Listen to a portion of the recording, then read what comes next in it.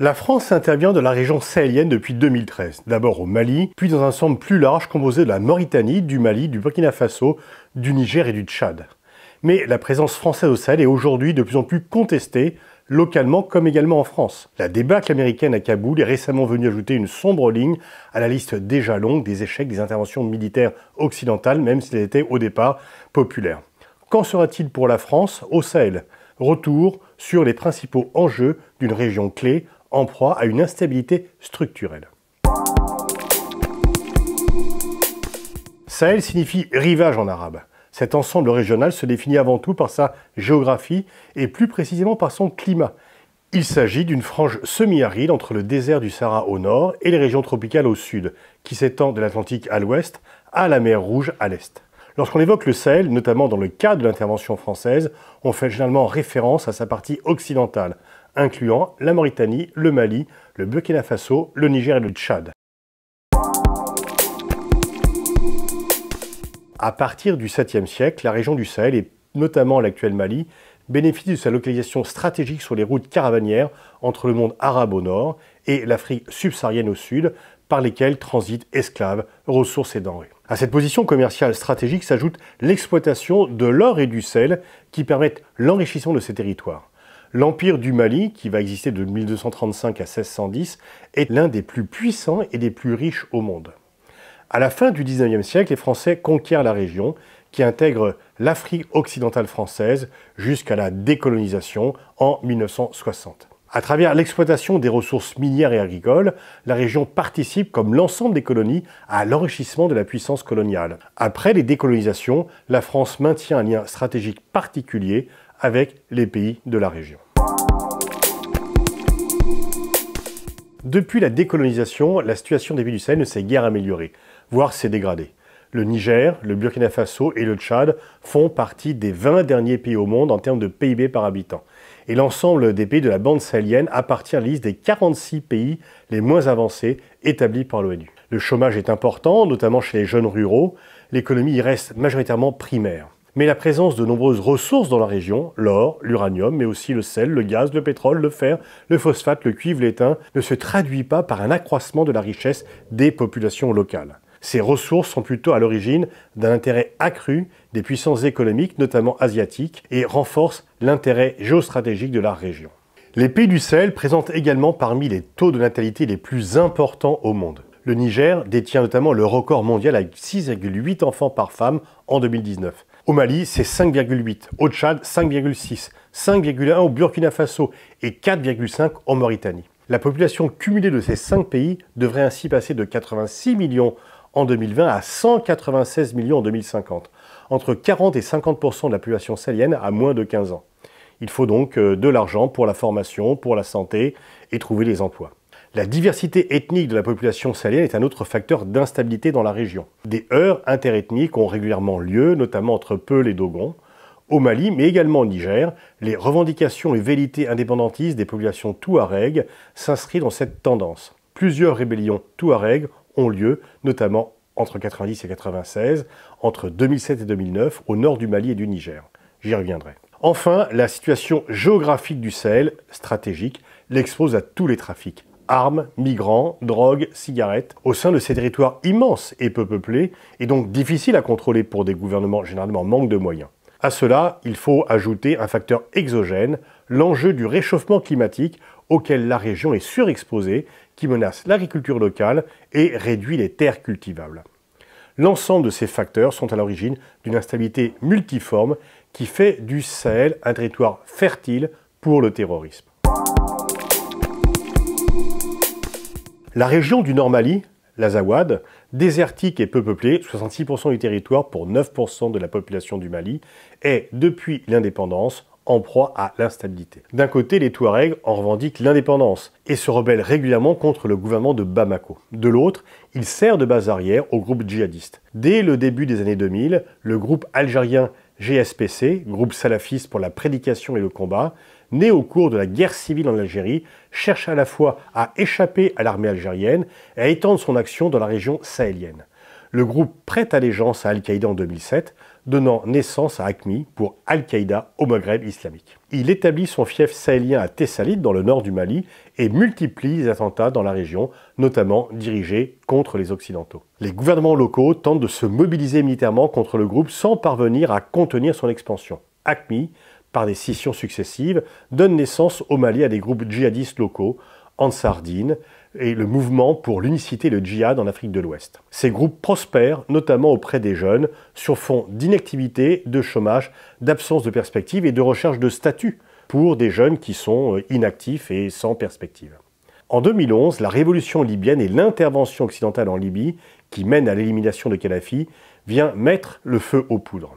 Armes et combattants se dispersent au Sahel, nourrissant la multiplication de groupes armés, notamment djihadistes. Les combattants en provenance de Libye sont pour certains d'anciens rebelles touaregs réfugiés auprès de Kadhafi, qui viennent de fait réactiver le conflit du Nord-Mali. Cette même année se forme le mouvement national pour la libération de l'Azawad, le MNLA, un mouvement touareg qui reprend à son compte les revendications indépendantistes du Nord-Mali. En janvier 2012, le MNLA lance une insurrection contre l'armée malienne pour l'indépendance de l'Azawad. En mars 2012, le président malien ATT, Amadou Toumani Touré, très populaire du fait de sa lutte contre la corruption, du fait d'avoir gagné le pouvoir par les urnes, est renversé par un coup d'État militaire, accusé d'être inefficace face à la rébellion. Le MNLA crée une alliance de circonstances avec des mouvements islamistes locaux, en Sardine, le mouvement pour l'unicité et le djihad en Afrique de l'Ouest, également actif dans le nord Mali. Ils poursuivent leur avancée et conquièrent les principales villes du nord, Gao, Tombouctou. La charia est imposée dans les territoires conquis et une partie des mausolées de Tombouctou, pourtant classés au patrimoine mondial de l'UNESCO, sont détruits. Au printemps 2012, le MNLA et ses alliés djihadistes maîtrisent l'ensemble du territoire du nord du Mali. Le MNLA proclame l'indépendance de l'Azawad. Plusieurs désaccords, notamment sur la gestion des territoires conquis, mettent fin à l'alliance de circonstances entre le MNLA et les groupes djihadistes à l'été 2012. Après plusieurs séries de négociations et plusieurs reprises sporadiques des combats, les accords de Ouagadougou en 2013 puis d'Alger en 2015 sont signés entre les principaux groupes rebelles touaregs et le gouvernement de Bamako censé assurer la paix. Les accords, qui prévoient notamment l'intégration de 13 000 combattants des groupes signataires au sein de l'armée régulière malienne, ne sont de part et d'autre que très partiellement appliqués. Et l'offensive djihadiste se poursuit. En octobre 2012, l'ONU, saisie par Bamako, crée la mission internationale de soutien au Mali, la MISMA puis MINUSMA, et envoie 13 000 casques bleus. En janvier 2013, face à l'offensive des combattants djihadistes qui menacent de prendre Bamako, la France intervient militairement en quelques jours à la demande des autorités maliennes et avec l'accord du Conseil de sécurité de l'ONU pour mettre en échec l'offensive.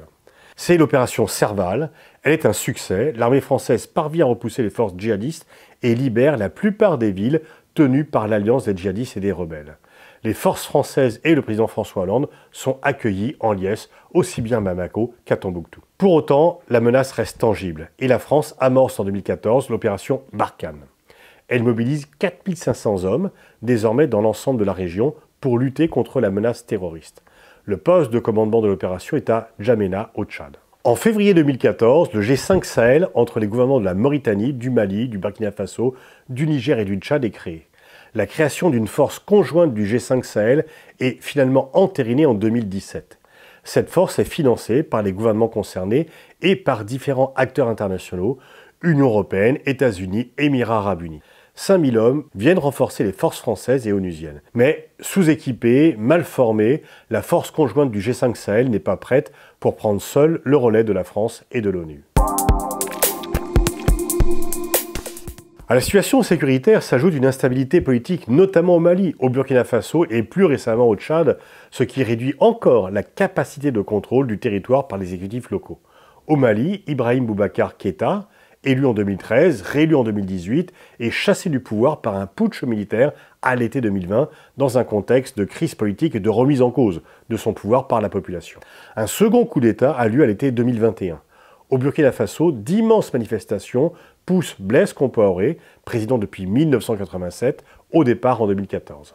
Le gouvernement de transition fait face à une tentative de coup d'État avant que l'arrivée à la présidence de Roch Marc Christian Kaboré ne permette un retour à une certaine stabilité politique. Au Tchad, Idriss Déby, dont le pouvoir est très contesté et très répressif, qui tenait le pays d'une main de fer depuis 1990, meurt en avril 2021. C'est son fils Mahamat Idriss Déby qui prend la suite. Et la France accepte cette succession dynastique du fait de l'importance dans le dispositif militaire des forces tchadiennes. Face à l'insécurité et l'absence de l'État, on observe également à partir des années 2015-2016 l'apparition dans le centre du Mali de milices communautaires qui prennent en charge leur propre sécurité, engendrant un nouveau cycle de violence. Elles prospèrent sur le même terreau que les groupes terroristes. La misère, l'absence de perspective, l'absence de statut, les tensions et les violences intercommunautaires entre éleveurs et cultivateurs, entre Peuls et Dogons, s'aggravent dans un contexte de raréfaction des terres agricoles. Si les forces djihadistes sont affaiblies par l'action des forces françaises, elles ne disparaissent pas pour autant. L'immense territoire sahélien, difficile voire impossible à contrôler pour des forces militaires locales et internationales, leur permet de se remobiliser. Un temps divisés en groupes différents, les mouvements islamistes affiliés à AQMI, dont Ansar Dine, s'unissent de nouveau en 2017 au sein d'un unique groupe, le groupe de soutien à l'islam et aux musulmans, pour faire face à la fois aux forces françaises et à l'arrivée dans la région depuis fin 2015 d'un nouvel acteur concurrent, l'État islamique au Grand Sahara. L'activité djihadiste se déplace vers le centre et l'est du Mali, à proximité de la zone dite des trois frontières, Mali, Niger, Burkina Faso. À partir de 2015, les attentats se multiplient dans la région, aussi bien au Mali qu'au nord du Burkina Faso et jusqu'à Ouagadougou, recentrant l'action des forces françaises dans cette région stratégique.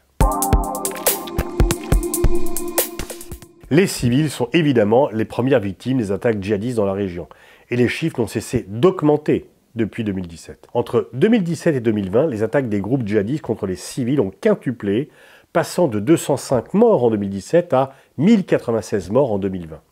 On estime qu'au total, sur cette période, plus de 2400 civils ont été victimes des attaques djihadistes dans la région. Mais les civils sont également victimes des armées régulières. En 2020, au Mali, des militaires auraient été responsables d'un plus grand nombre de victimes civiles que les groupes djihadistes. Le Haut Commissariat des Nations Unies pour les réfugiés estime que plus de 2 millions de personnes ont été déplacées à l'intérieur de leur pays du fait de la guerre. 850 000 civils, principalement maliens, ont dû fuir leur pays pour se réfugier dans un pays voisin. Face à la dégradation de la situation sécuritaire, à l'issue du sommet de Pau en janvier 2020, en présence des chefs d'État du G5 Sahel, Emmanuel Macron annonce renforcer la présence française dans la région de 600 hommes pour atteindre 5100 soldats sur place. Si ce renforcement permet quelques victoires, plusieurs centaines de combattants djihadistes auraient en effet été éliminés, dont plusieurs hauts responsables, en juin 2020, la tendance reste au renforcement de l'insécurité dans la région. L'armée française est par ailleurs soupçonnée de bavures, de dommages collatéraux, tels que le bombardement d'un mariage dans le village de Bounti en janvier 2021, entraînant le décès de 19 civils.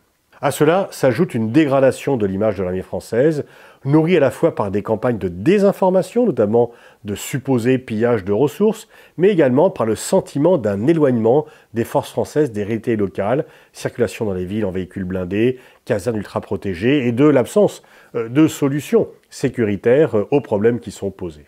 Côté français, le prix du sang a été payé. 57 soldats ont péri dans une guerre menée depuis 2013.